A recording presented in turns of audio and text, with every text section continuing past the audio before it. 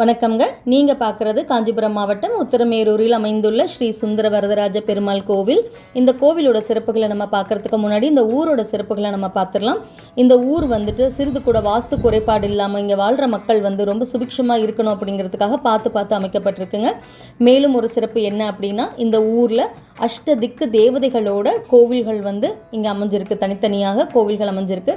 இது வேறு எங்கேயுமே நீங்கள் பார்க்க முடியாது.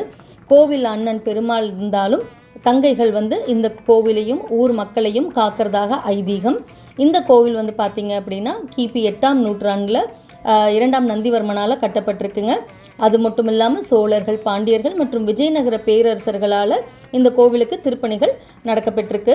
இந்த உத்திரமேரூர் கல்வெட்டு எல்லாருக்குமே தெரிஞ்ச விஷயம். இது ரொம்ப பெருமையான விஷயம். நம்ம பிரதமர் மோடி கூட நிறைய இடங்களில் குறிப்பிட்டு சொல்லியிருக்காங்க. இந்த கோவில் 3 தளத்தில் அமைஞ்சிருக்குங்க. இந்த மாதிரி அமைப்புள்ள கோவில் தமிழ்நாட்டில் மொத்தம் 3 இடத்துல இருக்குது. ஒன்று மதுரை ஸ்ரீ கூடலழகர் பெருமாள் கோயில், இன்னொன்று திருக்கோஷ்டியூரில் கோவில், அப்புறம் இந்த ஒரு கோயிலுங்க. இந்த கோவிலோட அமைப்பை பார்த்து தான் பெசன் நகரில் இருக்கிற அஷ்டலக்ஷ்மி கோவிலும் அமைக்கப்பட்டிருக்கு.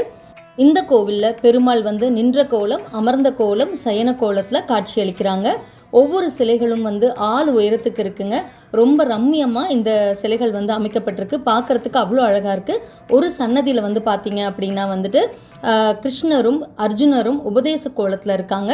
பார்க்குறதுக்கு கிருஷ்ணரும் அர்ஜுனரும் உண்மையிலேயே உட்காந்துருக்க மாதிரி இருக்குது. பார்க்குறதுக்கு அவ்வளோ பெரிய சிலைகள், அவ்வளோ தத்ரூபமாக அமைச்சிருக்காங்க. இந்த கோவிலுக்கு மேலும் ஒரு பெரிய சிறப்பு இருக்குங்க. நவ பெருமாளையும் ஒரே கோவிலில் நீங்கள் தரிசனம் பண்ணலாம். இந்த பாக்கியம் நமக்கு வேறு எந்த கோவில்லையும் பார்க்க முடியாதுங்க. கோவிலுக்கு நுழையிறதுக்கு முன்னாடி கோவிலுக்கு எதிர்ப்புறமாக ஆஞ்சநேயர் கோவில் அமைஞ்சிருக்குங்க. ரொம்ப அழகான ஆஞ்சநேயர். நீங்கள் பார்த்தா நீங்களே அழகில் மயங்கிடுவீங்க. அவ்வளோ அழகாக இருக்கார். கண்டிப்பாக குடும்பத்தோட இந்த கோவிலை நீங்கள் ஒரு வாட்டி தரிசனம் செய்யுங்க.